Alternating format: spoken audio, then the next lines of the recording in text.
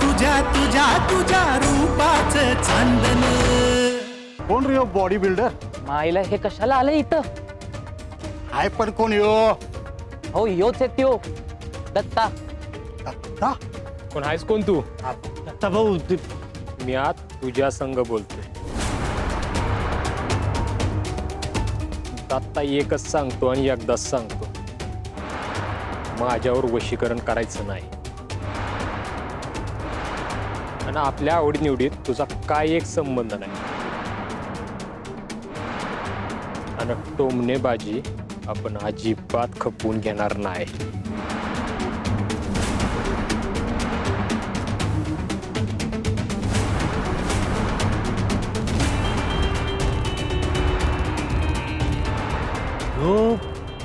मोऱ्यांचा पोरगा दिसतोय.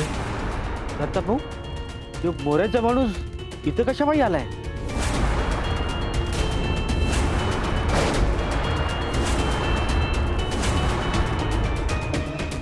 बबन बबन पळीत ना.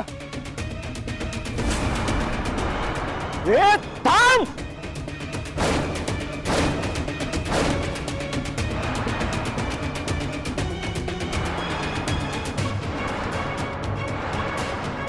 दत्ता एकदाच सांगल, परत सांगायची वेळ येऊन देऊ नकस.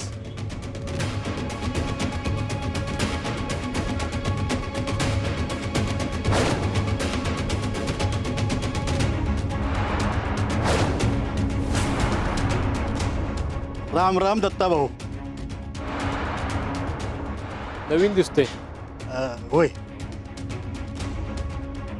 हे पोरग तुझ्या संकट होतं का? होय. का? त्याचं काय दत्ता भाऊ, इथं जरा धंदा करायचा होता मला. आपल्याला इथली जास्तीची माहिती नाही. म्हटलं हा मोरे साहेबांचा पोरगा घेऊन यावं म्हणलं बरोबर इथं.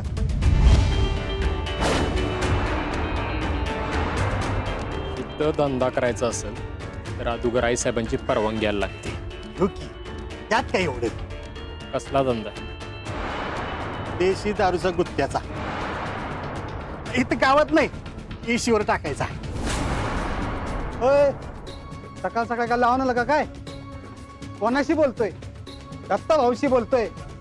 ऐका, हे बघा गावात देशीचा गुत्ता टाकायचं बोलतोय आणि विचारतोय कोणाला? दत्ता भाऊच विचारायला आहे. दत्ता भाऊ, तुमचा कट सांगा, तुम्हाला पाहिजे तेवढं देतो म्या. मला ऐकत घेतो. हो भाऊ, इथं दारूचा अड्डा बिड्डा चालायचा नाही. इथं आमच्या घरातले पुरुष मंडळीला न त्या सवय लावायच्या नाहीत. दारूचा गुत्ता येशीवर जरी लागला तर दुसऱ्या घटकेला तुझं थडगं तिथं लागलं. ध्यानात ठेवायचं. दत्ता भाऊ, असं का करतायसा? नीट खोला जाऊन विचार करा म्हणजे समजल. अहो, गावात एक दारूचा गुत्ता निघाला तर फायदाच होईल गावकऱ्यांचा. रोजगार मिळेल समध्याना. हो, आम्ही आमच्या दत्ताभाऊच्या कृपेने रोजचं 2 घास सुखानं खातो या. आणि तुमच्या असं रोजगाराची आम्हाला गरज बी नाही. कळलंय ना व? का अजून दुसऱ्या भाषेत सांगायचं तुला? हो दत्ता भाऊ, असं करू नका. अहो, लय मुश्किलीनं पैसा उभा करतो या. हो, एका पुरीनं मला चुना लावलं या. माझं समज पैसे घेऊन पळाली ती. नाहीतर हे करायची वेळ चाल नसती माझ्यावर. दुसऱ्याच्या रक्ताचं पाणी करण्यापेक्षा स्वतःचा घाम गाळून पैसे कमव. माझ्या संग समजा गाव साथ देईल. होय होय. आणि तर दारूचा गुत्ता टाकायचा इच्छार बी करू नगस. दत्ता भाऊ, अहो एकदा विचार तर करून बघा.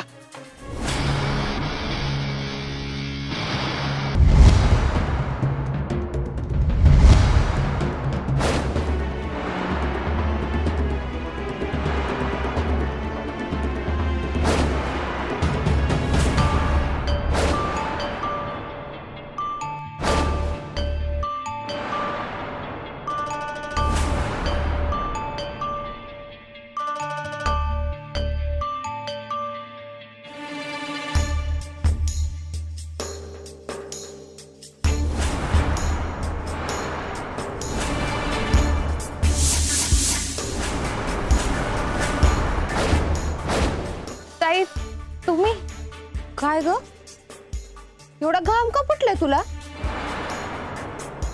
आणि एवढा भडका कसला उडालाय काय जाळलं तू हो ते रद्दीचे कागद पडले होते ना तेच जाळले. असे व्हय नक्की रद्दीचेच कागद आहेत ना व? का दुसरं काही आहे अहो नाही नाही रद्दीचेच कागद होते. त्या पाहिलं की मी आज तुमच्याशी कसं खोटं बोलणार.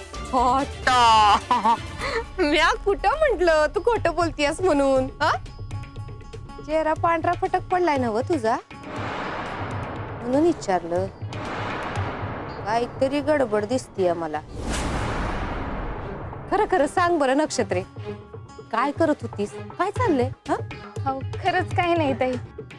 तुला सांगू का एक नक्षत्रा ते तू सरपंच पदाला उभं राहिलीस ना व तेव्हापासून तुझ्यात असे काहीतरी बारीक बारीक बदल होत आहेत बघ.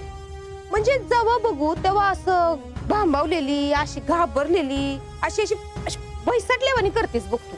अहो तसलं काही बी नाहीये ताई. म्हणजे तुम्ही समजे असले तर मी कशाला उगा घाबरू. मी आलेच हा.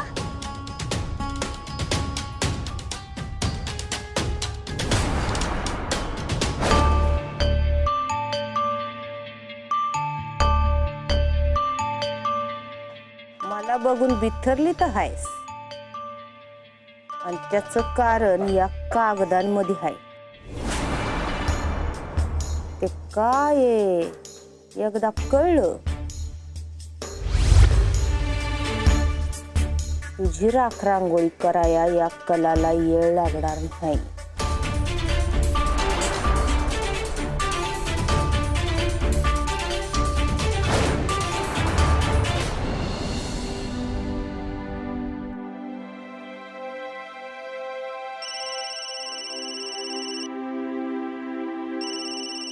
बबन शेठ हॅलो हा बोला बबन शेठ काय म्हणताय.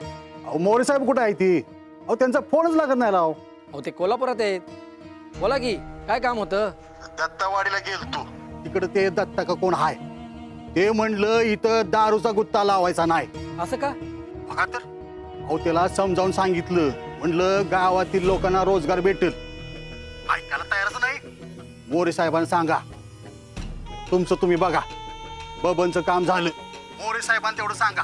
हा हा ठीक आहे सांगतो. काय दत्ता भाऊ बी तिकडून चांगली कमाई झाली असती तर जाऊ दे. आधी या भारती आणि अक्षयाचं काम उरकून घेऊ आधी. भारती हे अक्षया दारुगड ए अरे उघडा की दार. कुलूप हा याला गेले कुठे हे मायलेक. गाव सोडून पळून गेले की काय. मोरे साहेबांना फोन करायला पाहिजे.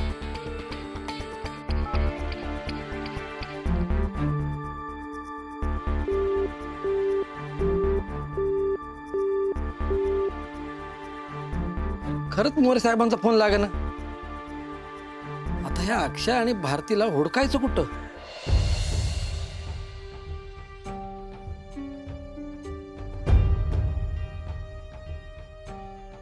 मी नाही राहू शकत आता इथे. ते राहणं खूप धोक्याचं झालंय. काय चाललंय काहीच कळत नाहीये. आधी बाबाचं येणं आता बबनचं येणं. का होतंय हे सगळं. दत्तगुरु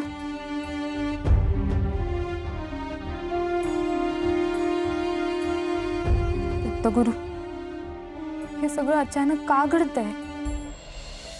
ज्या लोकांपासून मी इतके दिवस पळत होते आज तीच लोक माझ्या समोर येत आहेत. कसली परीक्षा घेतायत तुम्ही दत्तगुरु.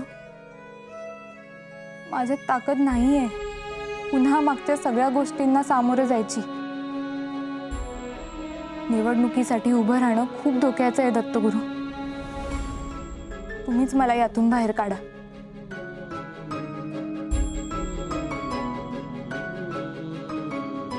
नक्षे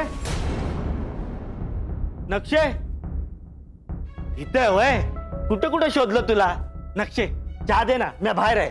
अहो शंकर दादा. हा काय झालं?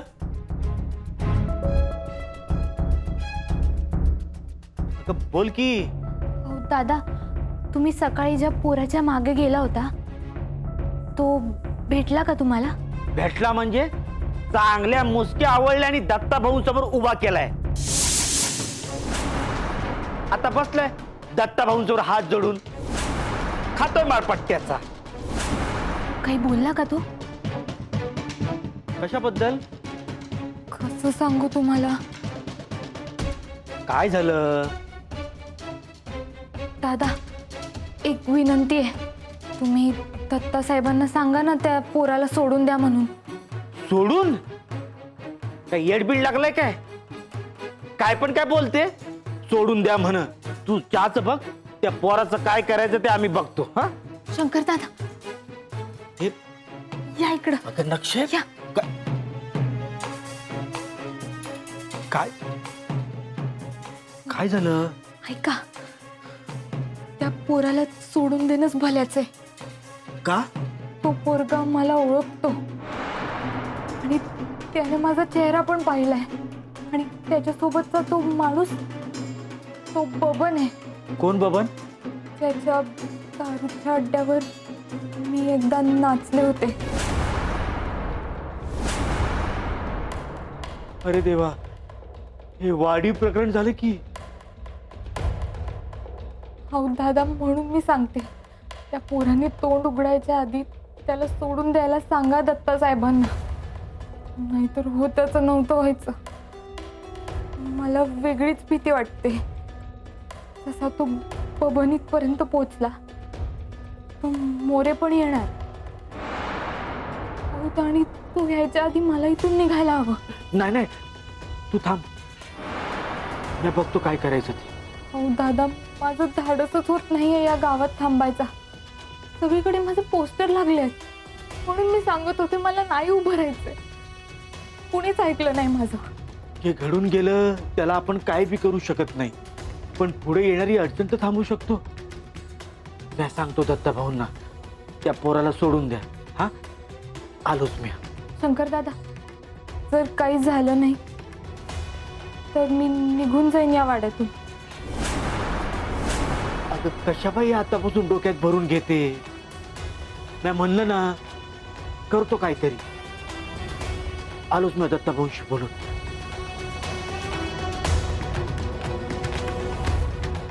दत्तगुरु, पाठराखण करा. या संकटातून वाचवा मला दत्तगुरु.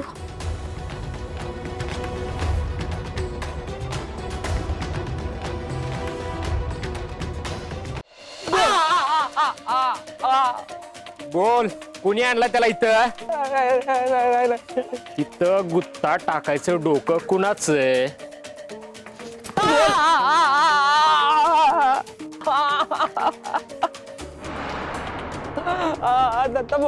दत्ताला जास्त प्रश्न विचारायला आवडत नाही.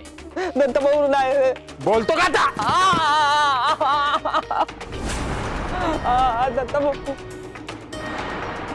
दत्ता भाऊ, मला मारू नका, मला मारू नका. माझी काय बी चूक नाही, मला जाऊ द्या. बोल मग, बोल, कुणी पाठवलाय जागा दाखवाया? बोल. बोलतो का? नाही नाही नाही नाही नाही नाही दत्ता भाऊ नाही उचकडणार याचं थोबाड. एवढा मार खातोय तरी बी काही बोलना. जाऊ दे. शंकर्या, आज याला सोडला तर उद्या इथंच येऊन घाण करायचा विचार कर. गावात साधं पानबीडचं दुकान नाही टाकून दिलं पण यो दारूचा गुत्ता टाकायचा विचार करतो. बोल. बोल, कुणी जागा दाखवाय सांगितलं?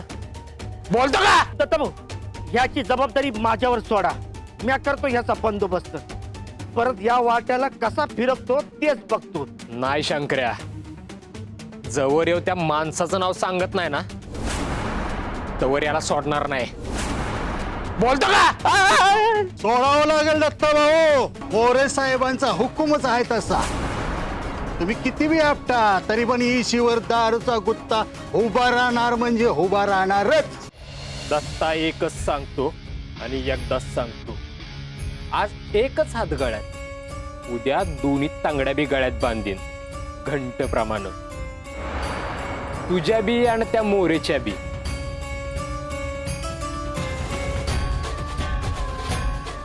हाणामारी तर बाहेर चाललीये, पण या नक्षत्राला कशा पायी फेफर भरलंय. तुला जर जीव प्यारा असेल ना तर त्या मोरेला जाऊन सांगायचं. पुन्हा जर या गावाच्या इश्यू जरी दिसला ना तर इतकं तुकडं करीन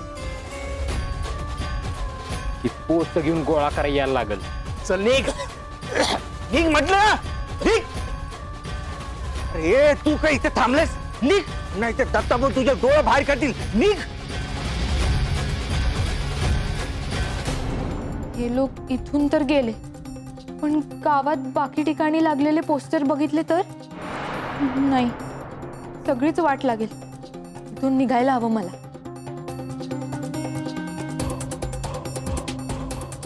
पायाला काय भिंगरी लावली का काय हिनं? इथं काय थांबते, आत काय पळते. शंकर्या, त्या मोरेचा बंदोबस्त करायला पाहिजे. मागल्या वेळेचं फटकं विसरलेला दिसतोय तो. दत्ताभाऊ, बैलाची शिंग जास्त वाढली की नाही की ती टोचायच्या आधीच छाटली पाहिजे. दत्ताभाऊ, तुम्ही म्हणत असाल तर आताच्या आता जाऊ त्या मोरीची हाडच खिळखिळी करूया. आत्ता ती येळ नाही शंकर्या. नक्षत्राला घेऊन लोकांच्या घरातनं फिरवायचंय. जा, तिला तयार व्हायला सांग. चालतंय की